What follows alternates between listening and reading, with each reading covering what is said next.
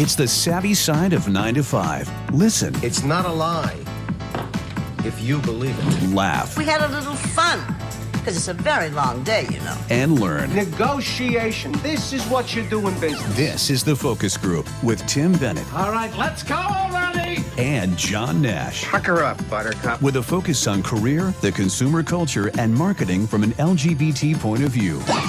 We're all business, except when we're not.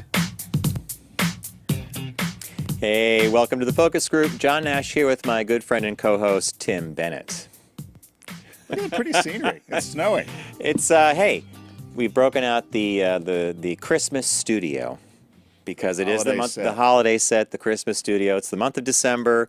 And I was actually shocked when I sent this file off to John in our control booth. We have Garrett, John, and normally Allie. I don't think she's back there. And John's doing the Santa hat, which I love. The Santa hat. I think very, very fetching.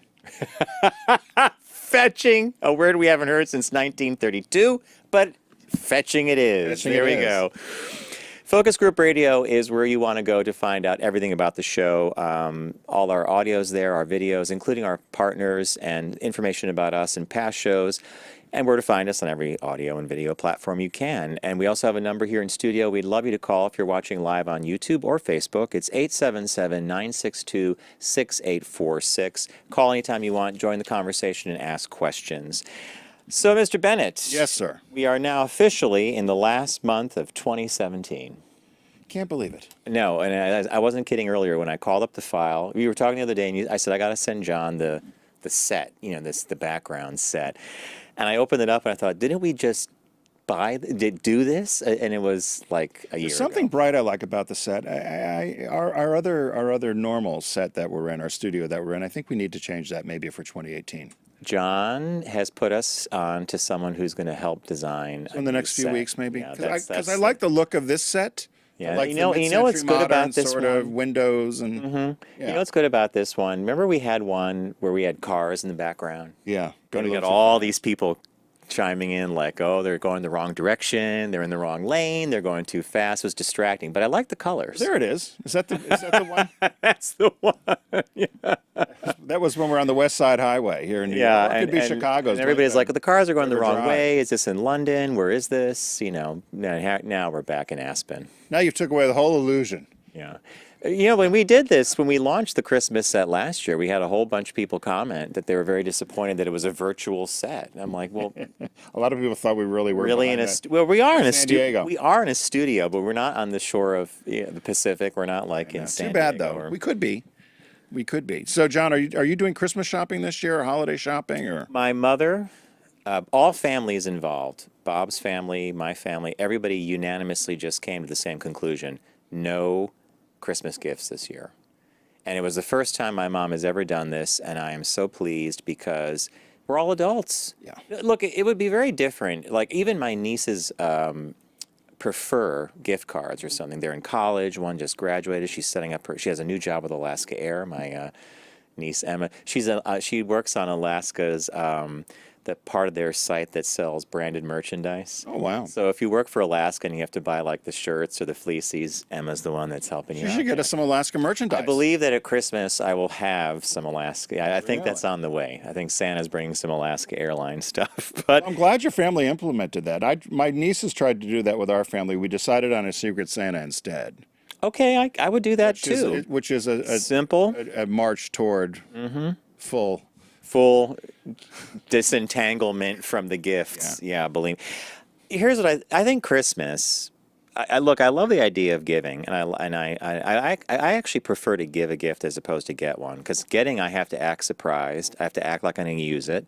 I have to act like it's something I like. Here, classic. Last year, my mom badgered me for 3 weeks. What do you want for Christmas? So I finally sent her a link to a T-shirt, a Star Wars T-shirt. Right. I opened a box up at Christmas. It's the Star Wars. Oh, do you like that shirt? I'm like, yeah. Is it what you wanted? I'm like, doubly like, I asked. I love it. So I think Christmas is this weird tax. Oh, I said to my dad, why don't we just sit here and write each other checks? Or I said, or just give you a gift card. I said, who wants another gift card? He goes, I love a gift card. So I was like, okay, I lose that battle.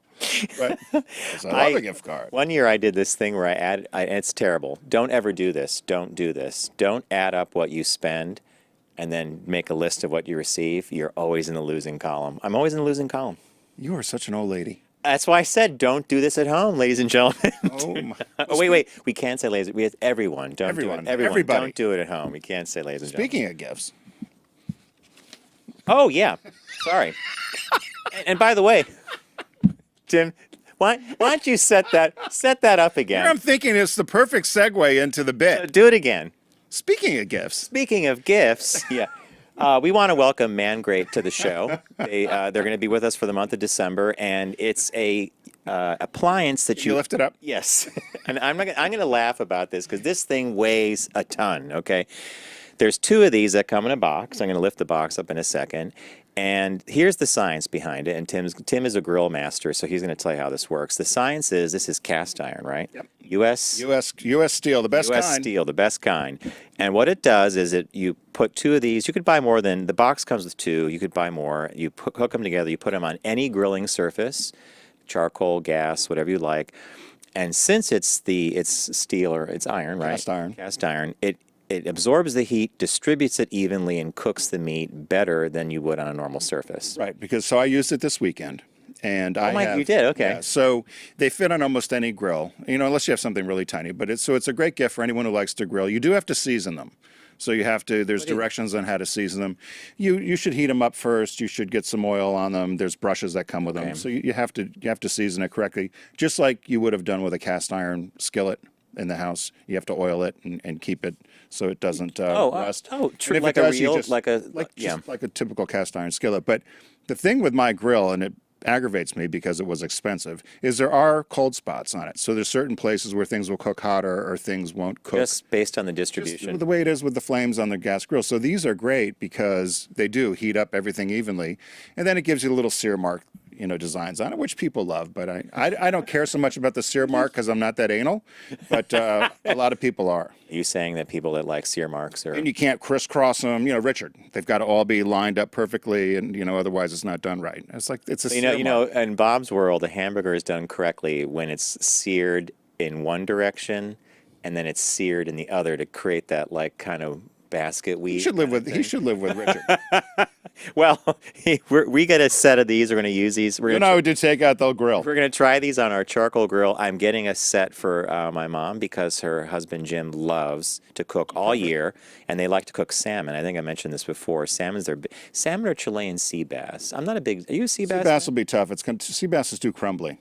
But salmon's okay because it's got the skin. And so what they have an offer running. So right now it's 50% off on all the different sets. So if you go to mangreat.com, you'll be able to. It's MANGRAT. It's on the screen if you're watching, and it's 50% off right now on all the different packages they have.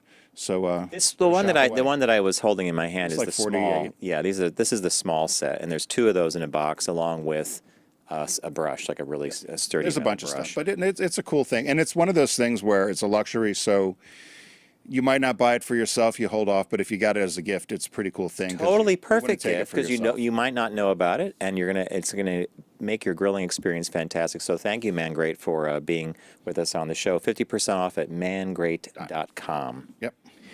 All right, so rolling on, Mr. Bennett, what caught your eye? What caught your eye? Here's what Tim and John found. I had 2 quick things, and the first one I pulled. It said, new research explains why you work better with the TV on in the background. And I get criticized for this at night when I like to sleep. I love to sleep with the TV on. I love a TV in the bedroom. Wait, but that says work better, not sleep better. I know, but I read it as sleep better. That's why I pulled it. Okay, all right. You love the TV. First, it was the Harvard. Tim loves a good TV. So it says, since the invention of the open office plan, employees have been battling with unwanted sound interruptions and office banter that distracts them from their job. Research shows from the Harvard Business Review that lack of sound privacy is the #1 thing employees list as a productivity killer, ranking that higher than air quality, freezing temperatures, bad hygiene, or cramped workspaces. And they said that, so they decided to do this study and this test and say, okay, how much noise? It's almost the Goldilocks study. Too much noise, not enough noise, just enough The Princess noise. and the Pea, right? So they found out after all these studies with people that moderate noise was best.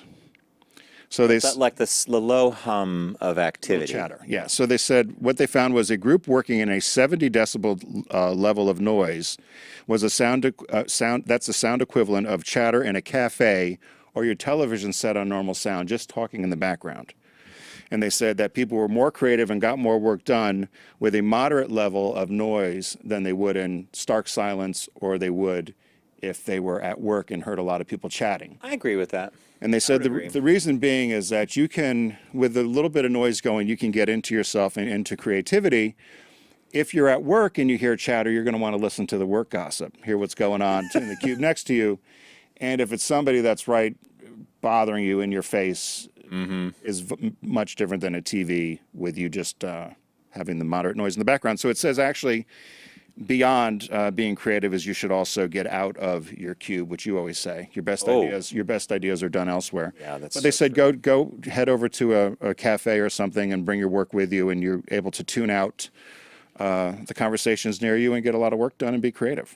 I'll add to that and say that when I was in my animation program, one of my mentors, Jean-Denis Haas, he's a animator at Industrial Light and Magic. His specialty actually is making the Millennium Falcon look correct when it flies across the screen. There's a whole thing. Apparently it's a lot of work to make the Millennium Falcon look correct. But anyway, one day someone asked in class, JD, he goes, JD, I just can't focus sometimes. And JD goes, pick your favorite TV show. One that you know backwards and forwards, binge it on Netflix. Just turn it on, it's going to go up. And he goes, and turn the volume just high enough so you hear it and you know what's happening, you know what episode it is, but you're not going to pay attention. So what do you think I turned on and got a lot of work done? Star Trek. Of course, the original series with Kirk. You probably sat there and mouthed it. The drool was coming out of one side of my mouth. I do, though, because news. I work out of the house, so I turn the TV off. 9 o'clock, I turn TV off, and I don't turn it on again until 5 o'clock and get I'm the so news. sure that's smart, though. Turning it off? Do you do music at all? I have radio. I'll put on, I listen to talk radio. Talk radio. NPR works for me. It's something I could have in the background. But I found this... Music, I tend to get up and dance. I found this TV thing to be brilliant because you could literally just turn it on and turn the volume way low. And you could even do it where you could have the TV, like the picture, go off. You just hear the so you sound. hear it coming through, yeah. That's cool. The second one, and this headline caught my eye as well. Bag the mistletoe, cut the booze. Office parties are sobering up. Thank you, Political correctness. Thank you, right? Weinstein, Spacey, and Lauer. Oh, they're going to be so boring, folks. Minus the punch. So there's been a study done. Yeah. Last year was the highest consumption of booze at office parties. They did a study and they said 62% of the large corporations last year had booze, open bars at the parties. They said a lot of it was based upon the good economy. As the economy was getting better, a lot of office parties and a lot of holiday parties, people had open bars at them. Now, John and Garrett can date that picture just like I can. Guys, do you know how to date that picture? Date it? To date it. I can tell you what, that picture was taken in the late 90s, maybe the early 2000s. You know why? Yeah, they got a fax machine and an old Apple computer. There you go, John. The old, it was a G3 or That's what G4. we're going to say. It was their Payless heels. Or his. Or his. Let's be politically Could be correct. Santa. It could be his or hers, right? So they said this year only 49%. So the consulting firm Challenger Gray and Christmas. I always wondered about that name. But there's apparently somebody with the last name Christmas. Christmas, yeah. But his first name is Chris. Chris Christmas. They did a study, Nicholas maybe. They did a study and they said that this year only 49% of the companies plan to serve alcohol at their holiday events. 49? Yeah, they said as soon as alcohol is introduced to the offsite activity, people's guards are dropped. So they're offering drink tickets, cash bars, and more food is the trend this year versus the open bar. Now, a number of companies said they will still do open bars, but generally they said they don't want to have people put in uncompromising positions. Uncompromising positions, you're right. One thing I thought was weird. The National Federation of Independent Businesses recommends the cash bar, the drink tickets, and so forth. And they also said, and do not hang mistletoe. Now, I was in my 30 years with corporate America, I've never, ever seen anybody hang mistletoe at the office or at a party. Have you? No. It was like, what companies are these hanging mistletoe? They said that's a big problem. He says so this one guy said he spends a lot of time at the corporate party. He's in HR, patrolling hallways, checking secluded areas, trying to watch out for people who look like they're stuck in uncomfortable situations, inappropriate touching, or conversations that have taken a bad turn. If somebody's visibly uncomfortable, he will intervene and have a later conversation with them after the party.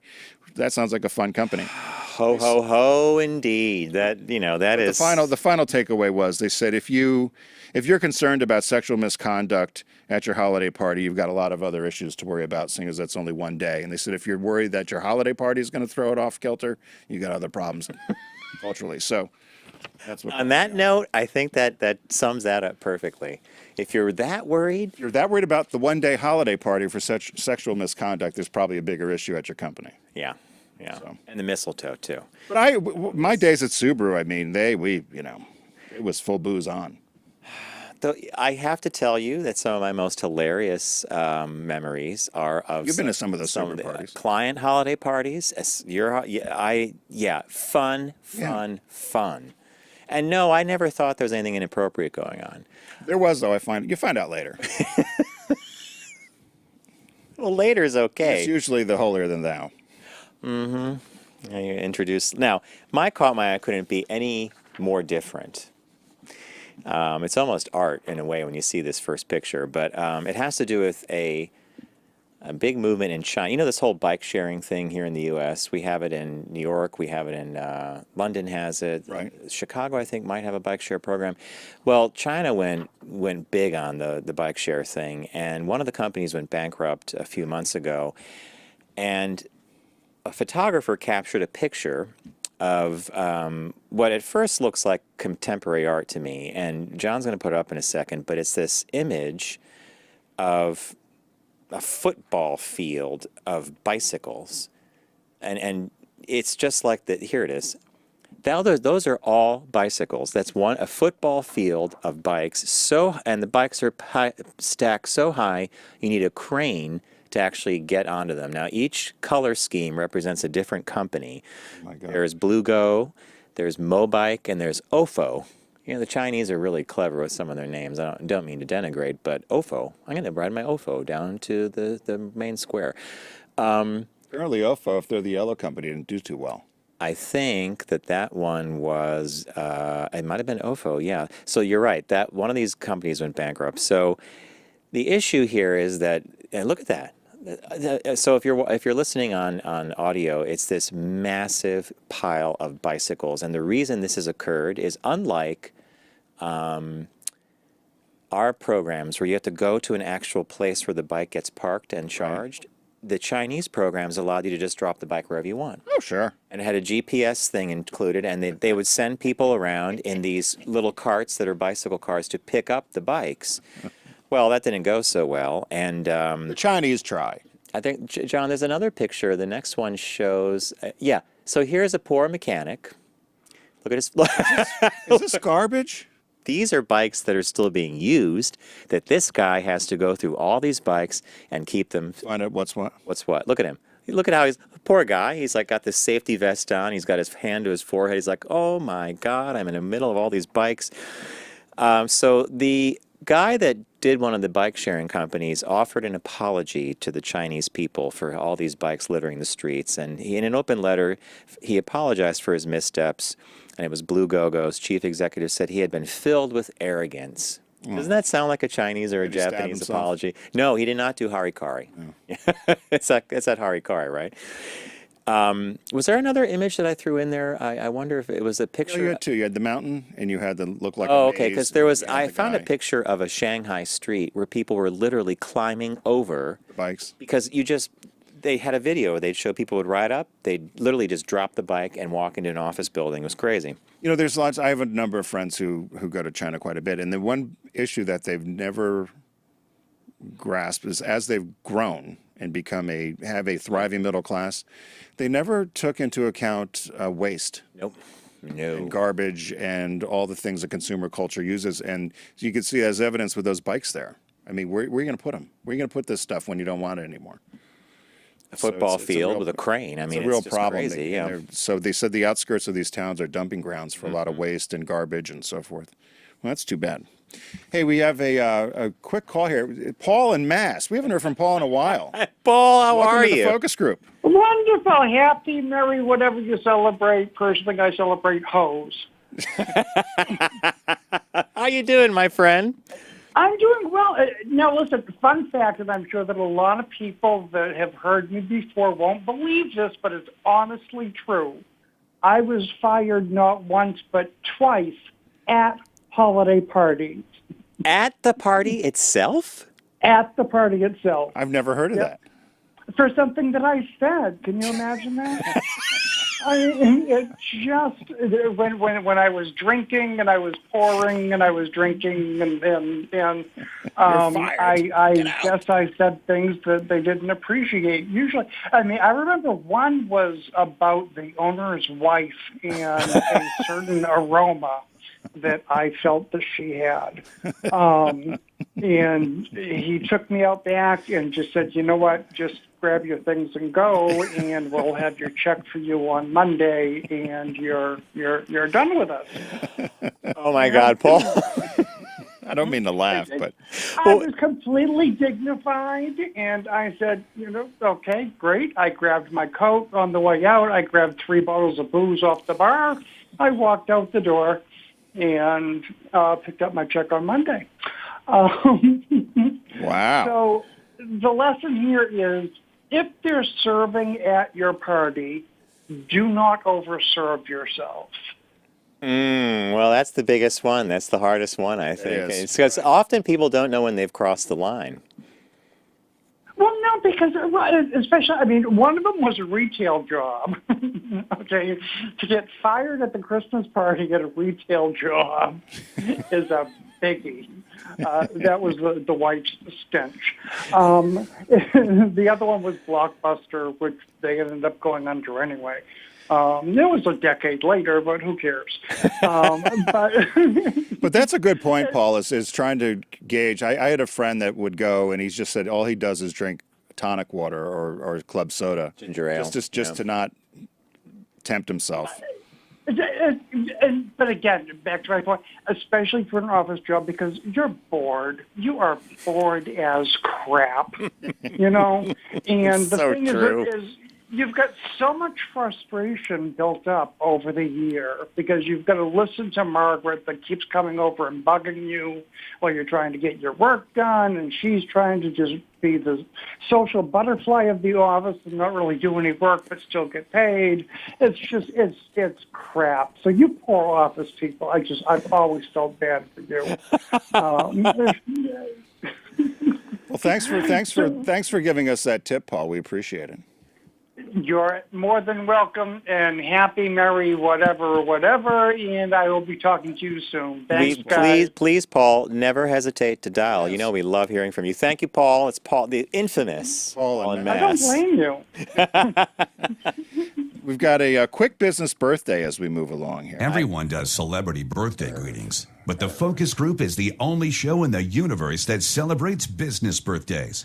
One of my first employers, Baskin-Robbins, Irv Robbins, one of the founders of Baskin-Robbins, was born today, December 6, 1917. He was a Canadian-born American businessman. He co-founded Baskin-Robbins Ice Cream Parlor in 1945 with his brother-in-law, Bert Baskin. And Brother-in-law's name was Bert Baskin? Bert Baskin. And one of his sons is the acclaimed author and activist John Robbins for Irv Robbins. Okay. So he started working out in an ice cream store. His father owned an ice cream store in Tacoma. And he thought after he got back from the military, he always remembered as a kid that they always ended the day happy, and everyone who came into the store was happy. And he said, I want a job where people are going to be happy all the time. So he took his $6,000 he got from his bar mitzvah money and invested in this ice cream place in Glendale or Pasadena, California, and opened up an ice cream shop called Snowbird. Wait, he took his money from his bar mitzvah, which means, how old was he? Well, we got out of the service, so he was in his 20s, but he had saved. He had a $6,000 it's money that he bond or got. something, Okay, right? okay. And so he took that money and he opened up this. It was a $6,000 insurance policy given to him for his bar mitzvah. Got it. Okay, to start the business. He convinced his brother-in-law, who was selling ties and men's clothes in Chicago, to come out and open up ice cream with him. He said it was more fun, and so they did. They opened up 6 shops. Realized that you couldn't give individual attention to each one, so they were selling their shops to managers. And they were the very first people to franchise. Before McDonald's, before Burger King, before any of the franchises, they decided if they sold stores to managers, they would take care of the customer. Do you know why there's 31 flavors? Is it easy to guess? Any guess? It is when you hear. Different flavor every day. You come in every day, 31 different flavor. The 31st flavor was chocolate mint. Oh, one of my favorites, actually. That was their 31st flavor. They picked the name Baskin-Robbins by flipping a coin. The founders also placed the giant 31 outside every store and ringed it with pink and brown polka dots to represent chocolate and cherries. And they have a flavor library of over 1,000 flavors, including Jamocha almond fudge, which is a favorite, and pralines and cream, which he developed in the kitchen with his wife. The company was sold for $12 million in '67. It's now owned by Dunkin' Donuts. I didn't know that. Yeah, it was later sold in 1978. It's the largest chain of ice cream stores with 5,500 outlets around the world. When he died at 90 years old, to honor him, all people, ice cream lovers across the world, and all the Baskin-Robbins stores had 31 seconds of silence on Friday, May 9th at 3:31. I love his tombstone. He made people happy. Yeah, it's a happy birthday. I love business birthdays like this. And what a great story. Worked, I think it's a fantastic Self-made. story. I'm all smiles because of it. I love that story. Well, thank you. All right. As many of you know, Deep Discount is a major partner of ours here on the Focus Group. They've been with us for the entire year. We want to give them a big round of thank yous now that we've entered the month of December. You can get to Deep Discount by visiting our site, focusgroupradio.com. Click on their logo, the shark. I don't know why I do the pirate and the shark. I always say that. It's like this tick I've got, but I always like the shark thing. And this month, Deep Discount is the last-minute gift sale. And, Tim and I were given free reign to kind of pick what we wanted. Last month, we did that with the it was Black Friday, Cyber Week. Monday, we had all these, and it was a site-wide sale going on. But this is like last-minute gift stuff. So I actually, when I was sitting in front of the Deep Discount site, if you go to one of the holiday, like the gift page, they actually have a whole grid. They've broken their site down into games, books, movies, the whole bit. And one of them, very prominently displayed in the second row down, is LGBT films. And so I thought, in light of the fact that the Supreme Court just heard oral arguments in that masterpiece cake thing, here we go again with, cakes and all this other stuff and same-sex marriage. I thought, I always, for some stupid reason, I think we decide this and we move on, but I don't think we've moved on quite yet. So in honor of that, I decided to go to the LGBT section and pick 2 films that I had been meaning to see but have not seen, and that were recommended at various points along the way. The first one is one called The Way He Looks. It actually came out last year. It's a foreign film, and I think it's Spanish with subtitles. It's about a young blind teenager and his girlfriend, or his friend who's a woman, Giovanna, and a young man comes to school named Gabriel, and he and Leo become friends, and it kind of strains the friendship between Leo and Giovanna because Gabrielle and Leo start, becoming more than friends. But the trailer looked cute. It got all kind of awards, and I've been, in fact, on the screen there, John has the box, and it shows all the Palme d'Or, all the film festival awards. I've been meaning to see it, and I really believe strongly in supporting gay media or LGBT filmmakers and LGBT stories because I still think this is a very relevant, cool thing. So that's the first one. The Way He Looks. You could order it on Blu-ray, I think. And the second was a movie that was recommended to us back in 2015 by Frank DeCaro over when we were still on OutQ. He had gone to Outfest, and he had seen this movie called Drown. It's an Australian movie, and he interviewed the director. And the movie is a very unusual film. It's about a young man who's the head of his life-saving. You know how they have the lifeguard things in Australia? And he's this championship lifeguard. Another lifeguard comes to work there. This first guy, Leo or Len, discovers that the new guy is gay, is not nice to him. In fact, there's a locker room battle scene where they beat each other up and then one doesn't report the other. But anyway, long story short, it's a very interesting movie that Frank loved. I want to see it. I put it on my list. I never got to see it. So that's The my modern day Frankie Avalon and Ed Funicello fighting in the same. No, it ends in a very kind of sad way. Someone drowns. The beach, the sand and waters involved. Yeah, but Well, it's called Drown. It's called Drown, but the main protagonist, Len, the straight, and I put that in quotes, lifeguard, has a bit of Frank liked it. I'm sure it's. Oh, he loved it. He Yeah. thought, and the director was really interesting. And I remembered the interview, and I remembered the movie. I couldn't figure out the title, so I had to do all this going. I went Outfest 2016, Outfest. Wow. Finally, I found Outfest 2015 list, and I saw it. I'm like, that's the movie. So, the way he looks in Drown. And what did you pick? I have two quick ones. One of them is I know you were trying to get, but they only had it available in Spanish. That's correct. And now they don't, because I don't like to read my films, and I don't want to read TV shows. I want to listen to Subtitled? them. No, I don't like subtitles. I won't watch it. Okay. I don't want to read. I don't want to read my film. So what is So anyway, this is I Love Lucy, the complete series. It has every single from 1950 to 1960, actually 51 to 59, but up to 60. Every single one of This is the one that you episodes. recommend? This is the one I'd recommend. It also includes the 12 Lucy Desi Hour, which were the 1 hour episodes after the 30-minute sitcom series, where they had Tallulah Bankhead and Fred McMurray, Danny Thomas, da-da-da. But anyway, it's on sale right now for $106, which is actually What? quite a bargain.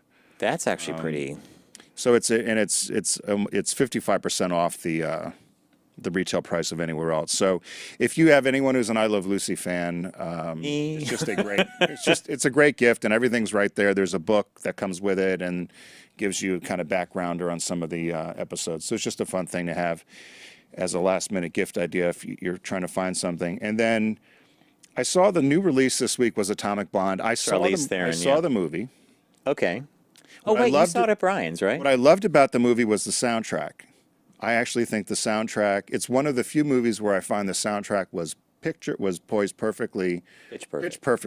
Pitch perfect to the story was going on. 1989, Cold War. She's a British spy, has to go to Germany. I didn't know it takes place in 89. Yeah, and Okay. all the music is fantastic. It's everything from David Bowie, The Clash, Marilyn Manson, Flock of Seagulls, George wait. Michael, Till So Tuesday. it's like- and it's the politics of dancing from Reflex. It's right, and everything is perfectly right when something happens and the music comes on. You're like, oh my God. And you can remember that time, particularly for those of us who grew up in that era and that music. And the way the music matches with the movie is just perfect. So if you're going to get the new release, which is Atomic Blonde, I would say to also get the soundtrack. It is available. I checked. It wasn't available last week because I was actually going to recommend it last week. But it's back available in now. stock. Okay. It's $14.98 as a CD, but you could buy them both together with the new release. Did you see Boogie Nights? Yes. Boogie Also Nights. a great soundtrack. Well, I thought that Boogie Nights was the master of the B-side. Like a lot of the songs in that soundtrack were the B-sides, and it was so perfectly woven into what was happening on screen that I thought was so. All right, so as Tim mentioned, the release this week on Blu-ray and of course DVD is Atomic Blonde, starring Charlize Theron. Did you like the movie? Yeah. Well, Wait, you was like the music? Yeah, it's an enjoyable movie. I didn't fall asleep, which for me is a big deal. It was a little borderline Karate Kid at some points. I thought it was a little too much karate in it. For my Karate taste. Kid is like mentor. Well, this was Jackie Chan, like, it was a little too much of that, I thought, but it was gratuitous. Well, it's Atomic Blonde. Find everything at deep discount by, again, going to our site, clicking on their logo, the shark. So go to deepdiscount.com. John, what were your two movies again? Or your two picks? From their LGBT section, The Way He Looks and the movie Drown, which came out in 2015. And I have I Love Lucy, the complete series, Atomic Blonde, both the soundtrack and the movies. And as John says, go to focusgroupradio.com and click on the logo. Thanks, Deep Discount. And we're going to take a quick break. And when we come back, we've got Michael Mellen joining us, who is a career coach, and going to talk to us about some things that we should consider as we go into 2018, perhaps. Flying to 2018. As people decide what maybe they want a career change or just want some thoughts on how they can retune their career. So stay with us. We'll be right back after this quick break.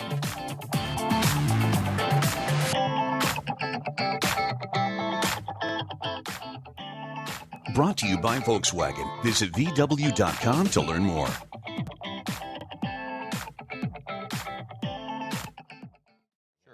Absolutely. So from an advertising standpoint, I know you guys have always been, way back when, as people can remember, Volkswagen advertising. I think the last ad everybody talked about was the kid with the the Darth Vader. that John was a fan of with Darth Vader's Super Bowl. That was and that then was lightning the in a concrete bottle, jungle man. ads that have come out. Oh, I love the concrete The jungle. Atlas. So we actually have the two cars here. We have Right. the Tiguan behind us and the new Atlas. So for advertising, is there anything you can share with us that's coming, or any exciting stuff we should look for? Well, absolutely. Volkswagen just announced, I believe it was 2 weeks ago Thursday, the People First warranty, which is the best people first warranty. It's a 6-year, 72,000 mile bumper to bumper transferable warranty, which is Transferable? transferable to the So if you buy the subsequent car, owners. oh, wow. Yeah, you sell your car, the owner inherits the coverage for 6 years, 72,000 miles. Wow. And that's double a lot of manufacturers in the industry. Focus on the savvy side of 9 to 5 with the Focus Group. Try, really try. Listen, laugh, and learn with Tim and John. I never try anything. I just do it. Hey, welcome back to the Focus Group. John Nash here with my good friend and co-host Tim Bennett, and to my right, stage left, if you happen to be watching. I always do this on YouTube Joining or us. Facebook. Joining us. Thank you. It's like the subway. Hello, everyone. The trains are running slow today. Is our good friend Michael Mellen. On Michael's website, his subhead is coaching, training, and consulting. Does that do a good enough job? Sure, that works. That's good. So welcome to the show. Good to be here. We wanted to talk to you about an area that you spend a lot of time and you work with a lot of individuals on. I'm almost afraid to call it career coaching. Do you want to call it career coaching? I do some career coaching, and I also do executive and individual coaching as well. So what is the difference then? So the difference is that when I work with people, I'm often working on bigger picture kinds of skill building. And one of the things that often comes up is career. Where do I want to go with my career? How do I want to build it? And then around that, what are the kinds of things that I need to be doing, not I, but the person I'm working with, my client, needs to be doing or wants to be doing in order to get to that next place. So it's woven together, but it's often in the context of who they are as an executive or as a manager. So that's not similar to life coaching, or is it? So I don't like the word life coach. That's why I was a little bit hesitant to say it. So life coach versus career versus executive coaching. So I mean, is it all gray, or? So I'd say for me, it's all a little bit gray. Okay. I think that part of when I think about where I work, it's and how I work with people, it's about where I'm working with them and what the primary focus is. If I'm talking to somebody about their work life and how to become a better leader, oftentimes the issues that they're dealing with are issues that are going on at home and in the rest of their life. So it actually shows up in many different areas. That we're all people who connect in all kinds of different ways. What happens over here affects what happens to me in other spaces as well. So it's a bit gray. I just tend to go to executive coaching a little bit more than straight up to career coaching. But I love career coaching too. Well, do you define career coaching as strictly, working with somebody to identify strengths and weaknesses, or to look, like they'll say, I want to do this, and then you'll say, well, okay, well, let's take you to that next level. But I like executive better, but So I'm okay with the different. Oh, we could plug in the term. With Okay. with the different terms.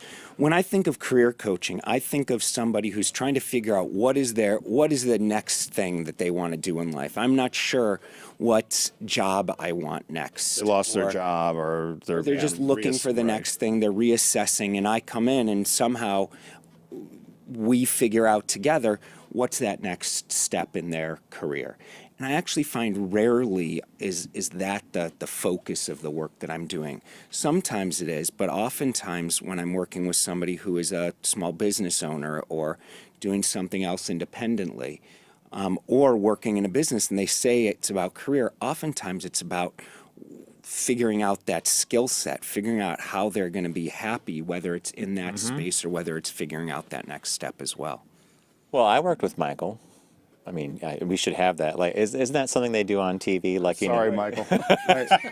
Right. Show that up there, right? And Tim, I'm sorry, poor Michael. And I would, fun, man. I would say that it was not what I was expecting, but what I got out of it was a far broader idea of what I like to do and what I probably have been doing for most of my career. In fact, that's when I came to the conclusion. It was after working with Michael that I one day said to Tim, I said, you know, I'm a storyteller. You know, I've been telling stories in advertising, 30-second spots, a print ad, and then there's animation, and then we talk people's ears off once a week on the show, so we're telling lots of stories.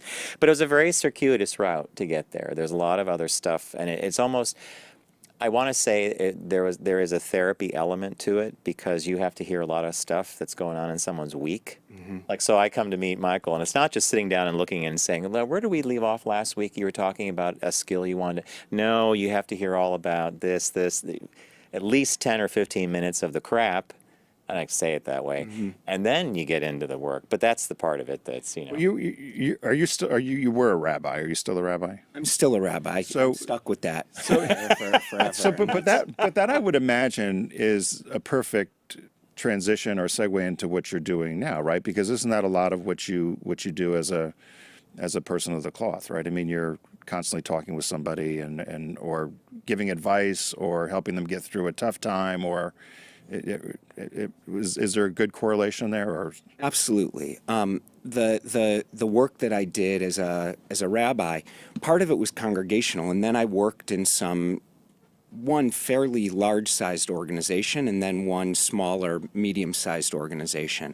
And so in each of those settings, the work that I was doing had that sense of being a pastor, right, of meeting people where they were and helping them figure out their lives. One of the big differences that I've come to understand or that I think about, and I'm really trying to be aware of this, is that as a rabbi, that title does something. The authority. It's right. There's an authority. Well, you're one step away from exactly the big right. guy. So. And even in whatever I bring, and this isn't for everybody. Each person brings their own thing to that word, but it changed what I was expected to do and what my words meant.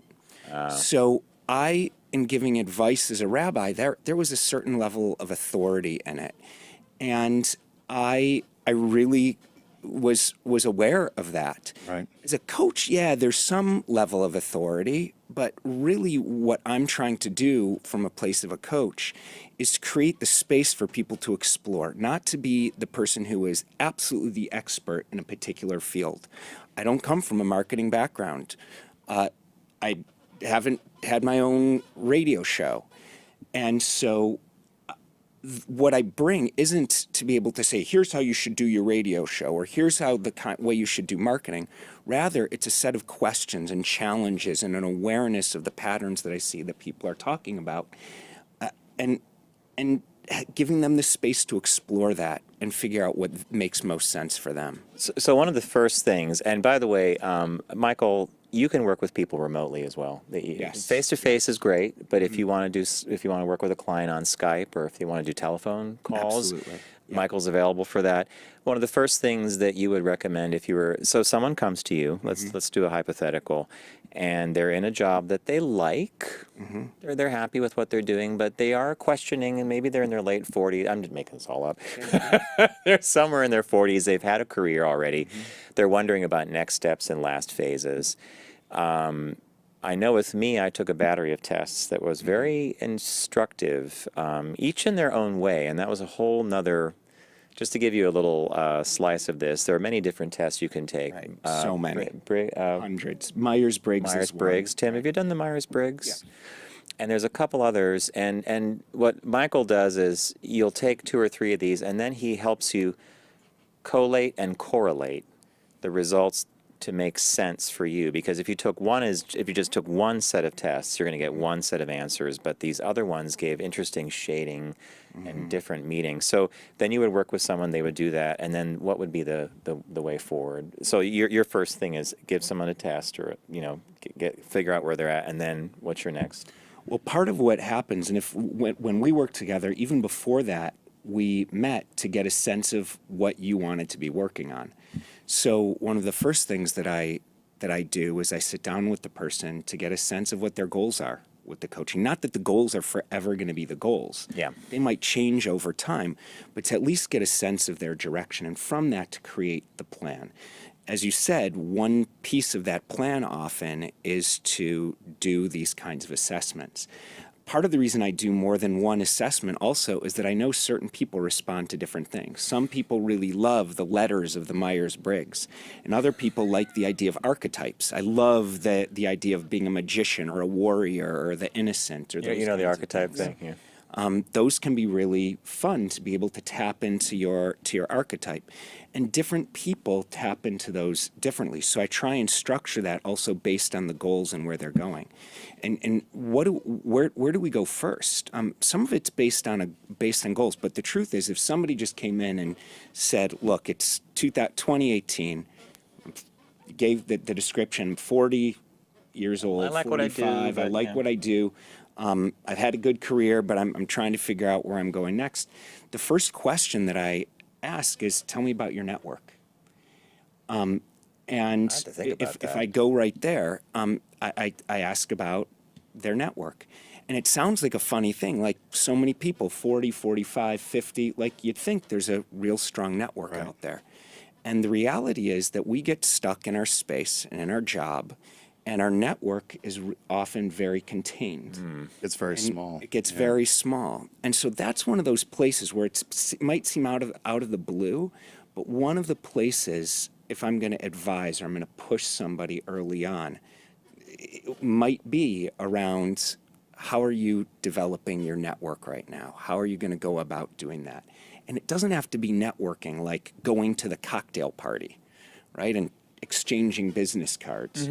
There can be lots of other ways that you can network, but starting to develop that network, if it hasn't been fully developed, can be really important to open up the opportunities and also to begin to explore the kinds of things that people want to do. So that's one place that I actually And asking someone early that on. question is a very surprising, because you have to think about it. And when you said it, I was like, do you ever?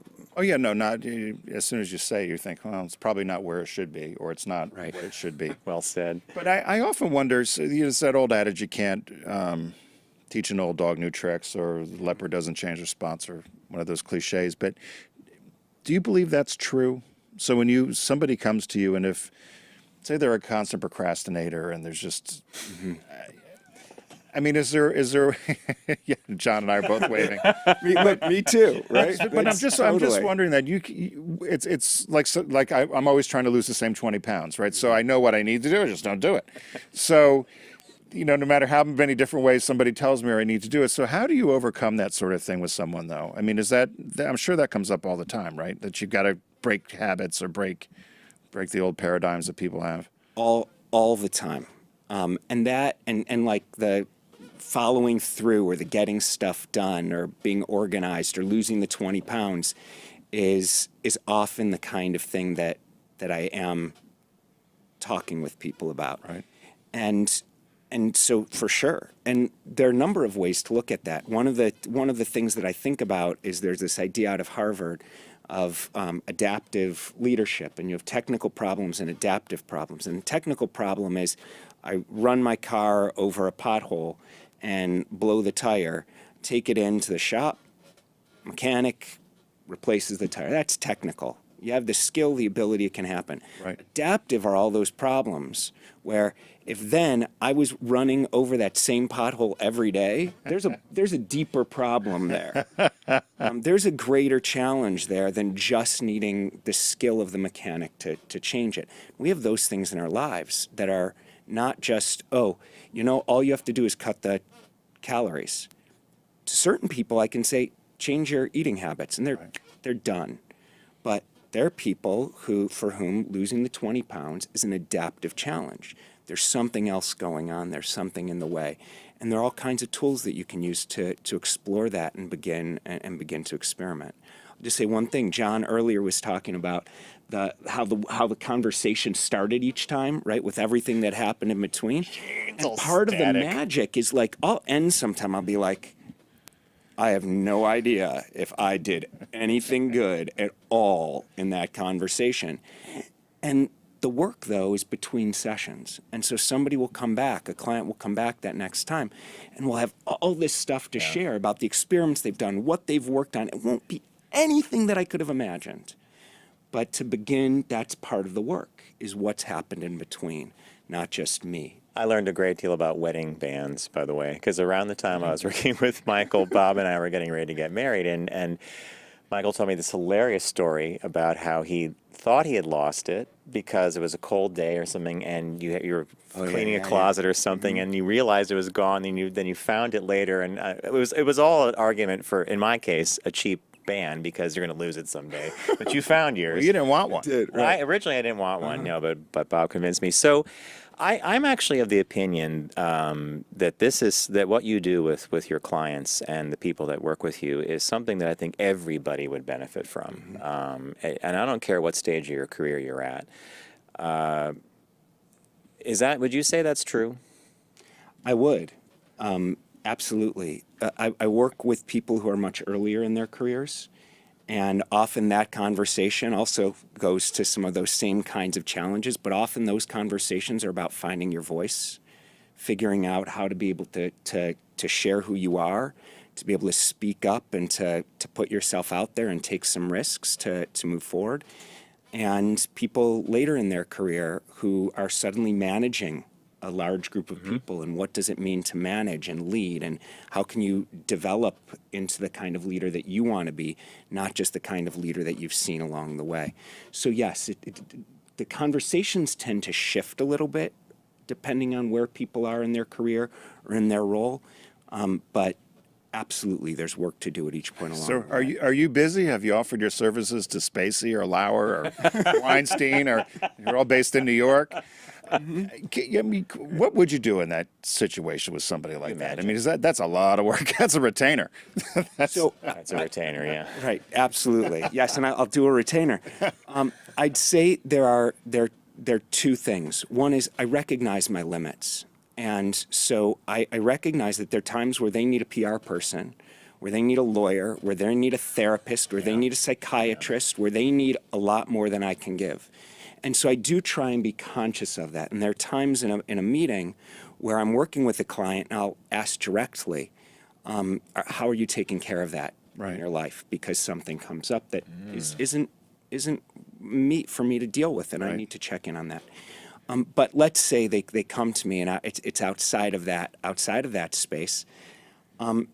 Part of what I hear in what they're saying is that it sounds like they're taking responsibility, sort of, in their quotes, but they're also protecting themselves, and they're not fully coming clean. And so I start wondering about what they're saying and what the patterns are or what's missing.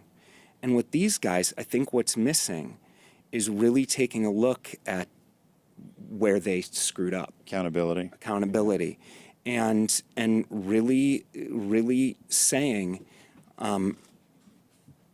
I own this, and I'm gonna change. I didn't hear that from any of the guys you mentioned. I didn't really hear it. I heard it. There's some others maybe where I heard it. I think Al Franken kind of closest. I would say he's the closest to coming to that. But there are places, yes, absolutely, to explore in that. What kind of leader do you want to be? Is that the biggest area that you might work on with people, is leadership skills? We had a guest on several weeks ago, and she said, very few of us, actually, I should change this, are gifted with the ability to manage others. Especially startups and entrepreneurs who are bootstrapped. They have a way of doing things. And she had a funny story about how one day she tried to get to her desk, and all the way to the desk was all these individual problems along the way, and she was furious because she couldn't get this spreadsheet done. But then someone said to her, her coach, she called up her career coach, and the woman said, that is your job. The spreadsheet's not your job. The interaction with each of these people is your job. Is that a huge one that you tackle on leadership issues? Absolutely. And when I think about it, I think about there's this idea of resonant leadership. There's actually a book out there called Resonant Leadership, and they talk about different types of leadership. And it's not necessarily that we don't have a way of leading. It's often that we're either relying on what we've seen and what's in our culture, or we just haven't really thought about it. So yeah, it actually comes up in a lot of ways. It could even be a TV boss, right? And there are all these different ways. Like you can be a visionary leader, or you can be a command and control leader. You can be an affiliative, right, where it's all based on relationship, or democratic, or coaching leader, or pace setting. And depending on the moment, you're going to be a better leader if you can tap into those different skills. Now you work with youth as well, right? I do. I work more now with the people who work with youth. Oh, okay. But yes, I do actually still work occasionally. Because I think with you youth. told me once you were doing a was it a camp? Yeah, I visit a lot. And you're there to kind of give the counselors the 101 on what they're supposed to be up to. Is that am I doing that right? That's it. Yeah, there are a bunch of pieces that I do. One piece is I actually go into summer camps and work with the staff on. And what age are we talking responsible about? Counselors, 17 to 23. Okay. And then I also work with the directors and the assistant directors. Are there surprises in there? Other than Roy Moore? Well, that's different. 17 to 22. But I was going to actually say surprises in a positive way. So you're working with some of these counselors, age range 17 to 23. But has there been a surprise like, wow, this young man or woman really knows what they're up to, or that could be the opposite, I suppose, right? So I know that millennials and Gen Z get a bad rap sometimes. And what I'm consistently impressed by when I go to these spaces is the commitment and the passion for the work that they're doing, even just for the summer, even if they have a different kind of vision for what they're going to do in their lives, that they're not going to be teachers or working with kids for the rest of their lives, that they come to this moment with a real deep dedication. And I see in some cases counselors coming back year after year after year. Again, these are people who are in college who might be going to business school, but are coming back year after year after year. And that they really get something deep out of it. And there's the other thing that I see in camp, and by the way, you see this in the military. And I don't want to compare those. They're very different things, but this one piece really resonates with me. And it's the idea that as soon as you show up at camp, whatever level of staff you are, whether you're the 17-year-old counselor in training or whether you're the camp director, you're a leader. Everybody on staff leads somebody. Yeah. And it's the same in the military. Almost every single person is leading at least one or two other people. And that is really profound for me. And the responsibility that people take on in those spaces is really cool. And the ways the camps develop those leaders from early on, and the way the military develops their leaders from the moment they walk into the It's a culture of space. nurturing and growth and constant teaching and refining of skills. Absolutely. Well, we want to thank you for joining us. So it's Michael Mellen, M-E-L-L-E-N. How would people reach you if they, as John said, you work remote, work with anybody. You work phone, Skype, whatever. You can work with whoever you choose. So is the best way to contact you? Is at the moment, it's michaelmellen.com. So it's M-E-L-L-E-N. Yep. I first thought it was this typo. I was thinking Mellon Bank. Mellon Bank, yeah, don't I wish? Don't we all wish, right? Yeah. No, you could. That's just right. You could say, just some little Dad's village in bank, Poland. Yeah, Dad's bankrolled me. Yeah, exactly. Mellon Bank's bankrolled me. That's wishful But it's thinking. MICHAELMELLEN.com, and we'll have a link to it on our site as well from this show. Yep. We'll link to your site. Go ahead, Tim. So we want to, again, thank Michael for joining us. And we're going to take a quick break. When we come back, John and I have got a quick shop talk and to finish up the day. So stay with us. We'll be right back.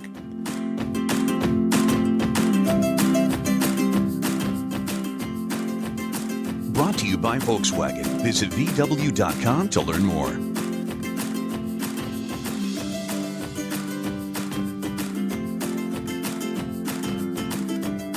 Brought to you by Volkswagen. Visit VW.com to learn more.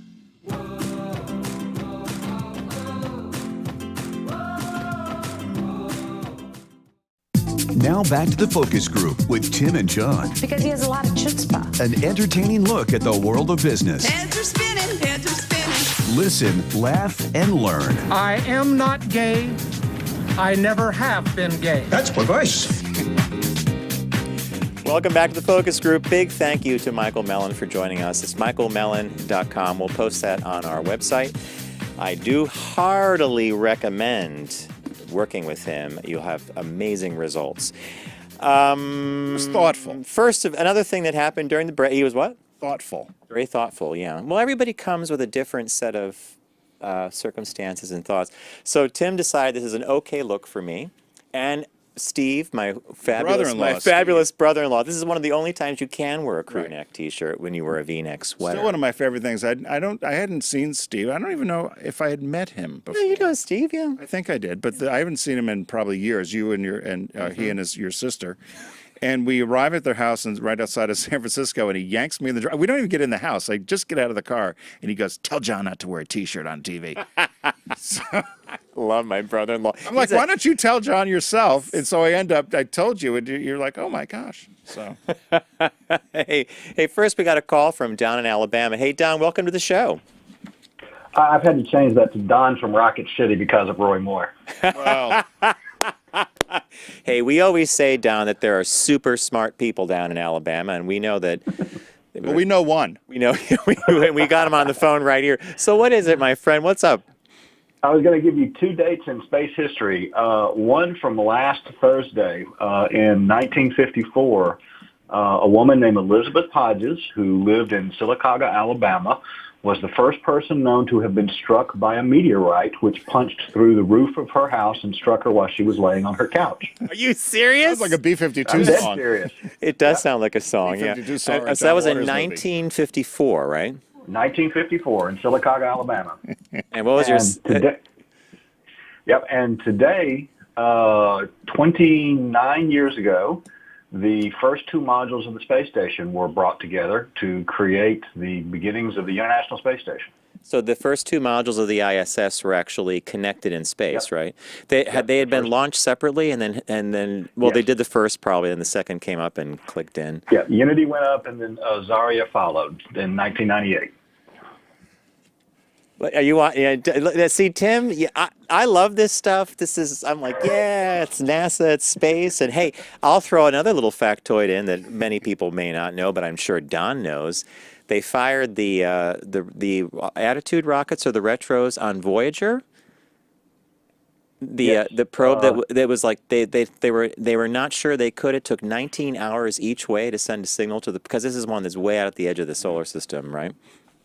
It's actually beyond the orbit of Pluto and is technically in the Oort cloud, which is at the outer edge of the solar winds of our sun. Yeah, and they were seeing if they could adjust the. I think today was Agnes Moorehead's birthday too. Is that sci-fi? Is that science fiction too? That is totally like Bewitched, and that's totally Tim. Yeah. Hey, Don, thank you for the call today, my friend. Thanks, I like guys. Those two histories. Vote often if you can. Vote a lot. I plan on voting at least 10 or 12 times. I've got some dead people I'm voting for. Thank you, Don. We're counting on you. Thanks. See, that's why I think Don is right. Rocket City. That's a different. Well, I'm going to tell you something about Don. I have Ross Perot said Alabama's 48th, 49th, 50th, and everything, and so Alabama gets a bad rap. But from our show over the years, we had a lot of listeners from Alabama and lots of smart, well-intentioned people, Don included, and I just hope that Alabama doesn't live up to its stereotype. It's going to be what it's going to be. Hey, and in contrast to that, or in segue, that unlike my terrible man grade segue at the beginning of this cast iron thing. The New York Times had an interesting article this past week, December 1st. It was by Frank Bruni, who himself is gay. He himself is gay, and it's called "It's a Gay Government." He's gay? I think so, yeah. And it's an article about Palm Springs and the Coachella Valley region, and apparently, and this is not the first time this has happened in terms of the mayor, but the entire city council is LGBT. Right, they elected 3 gay men, a trans woman, and a bi woman. Although there was some discussion about whether the bi woman was faking it. And then they had to have a heart-to-heart, and then she settled that and then went back to policy issues. But the article was fascinating because Palm Springs and the Coachella Valley region has been a very welcoming destination for the LGBT community for years. Many people have settled down there. Many people have retired there. In some ways, it's almost a self-selective kind of thing when you think about it. I think the population statistic was, where did I circle that? 70, it was like, it was 20 to 40% of the city's residents are gay or lesbian or they're part of the LGBT community. That's a pretty high percentage for any community in the country. And the interesting thing about this article, which I highly recommend you read, It's a Gay, Gay, Gay Government, is that everybody who is now serving on the city council and the mayor himself, their main focus is policy, policy, policy. And there's very little discussion about their sexual orientation. Right.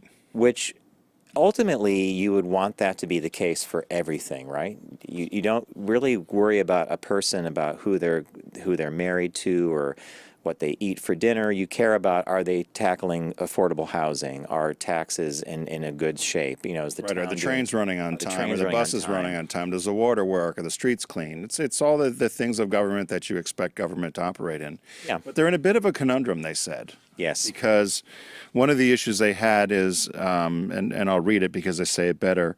They said the city is 50,000 people and it's seen as a beacon of inclusion, but they also see it as an example of how Americans have been self-sorting with liberals and conservatives in separate enclaves. And they said, for instance, the council is entirely Democratic, and this person has mixed feelings about it. We get our information from different newspapers. We live in different communities, and we're becoming just not polarized, but isolated. And we're all guilty of that. I try to watch things other than MSNBC or CNN. I'll try to watch Fox and just to get another point of view. I watch Fox, and read you make me do it, right? And because you really do see things two different ways. And one of the issues here was, I think you summed it up perfectly, is they don't want to be known as the queer council. They want to be known as people who have accomplished things. And oh, by the way, they happen to be gay, but they don't want it known that that's so we're just going to be gay and make other people feel uncomfortable, which again, they said because the other guy says, like we always have felt uncomfortable. So they think maybe they're going to go out of their way to say, no, everybody's welcome here, and we want everybody to feel comfortable. Which is an interesting... Oh, it's a great... And one of the things that the Frank Bruni writes is, he said in the first person, as I listened to them, and this is the mayor, he said, I realized that what they want to be is the post-gay government in which LGBT people are prominent, not because they mirror their constituents, which definitely matters, but because they have valuable skills. And you were laughing about it. Well, I was laughing because Bruni does two things in this article that I thought were kind of funny, a little snarky. Okay, what? And he mentions it twice. As he sipped a tequila in a tropical-themed restaurant here that still serves a poo-poo platter. I highlighted that one It too. up again, and I'm thinking, he just gets in. Just want to let you know you're not in New York. You're in Palm Springs at a tropical restaurant where you can still get a poo-poo platter. And I read that, and then I read it again. I thought, did I double copy? Do you know why? That again? I said, do you know why that's funny? Again. Remember that article you did where it was the muffler was the sound of desire? Yeah, that was the sound of desire going around. It wasn't a broken muffler. Rittenhouse. It was Rittenhouse Square. Delancey Street. Blah, blah, blah, blah, blah, blah. Me and Tim love good writing, and I funny you picked that one up too, because that was it was like a one sentence thing, right? It summed up to all of Palm Springs. Sipped a tequila in a tropical themed restaurant. Still order the poo-poo platter. And he throws in a reference to Liberace, and there's all kinds of things. But it was a good read. I'm glad you picked it up. And it's a good read also because regardless of what the day-to-day news cycle is pounding us with, and it's a lot, right? And there has been amazing progress in many areas, I think. Yep. And this is probably one of them that I still think is a really positive thing, because the residents of Palm Springs that aren't gay have not complained. No. And it's like what you said, government needs to do a couple of things. Are the streets clean? Streets clean, the fire department shows up, the police departments are safe, aptly staffed. Water works, yeah. Dumps open. So hey, thank you everybody. Thank you, John. Christmas set. I know, Christmas set. Thank you, John, Garrett, and Allie. I don't see Allie back there though. Where's Allie? But John even is now doing the Santa hat. The boys in the booth are there. Yeah. She's Jewish. She's Jewish. So she doesn't like that. She's not showing up this month. Celebrating Hanukkah. Celebrating Hanukkah. And thank you to Michael Mellen. It's MichaelMellen, if you're interested in having him help you with some executive coaching. And thanks to our friends at Deep Discount. Be sure to go to focusgroupradio.com and click on the shark logo, John, and grab the deals before they're eaten, I guess. And thanks to our friends at Volkswagen of America. They've got some great deals going on right now. If you head over to VW.com, you'll be able to test out and see some of the new cars they have. There's also some new electric cars they have coming that they just launched in Los Angeles that are really cool. The bus is coming back, and also there's a SUV, electric SUV, that's supposed to come in a couple of years. And next charging week, station not charging included. station not included. We know that's a problem. And next week we've got Keith Price joining us. He's going to talk to us about some of the holiday things you should see here in New York on theater if you're visiting. And as we say, don't text and drive, arrive alive. See you next week.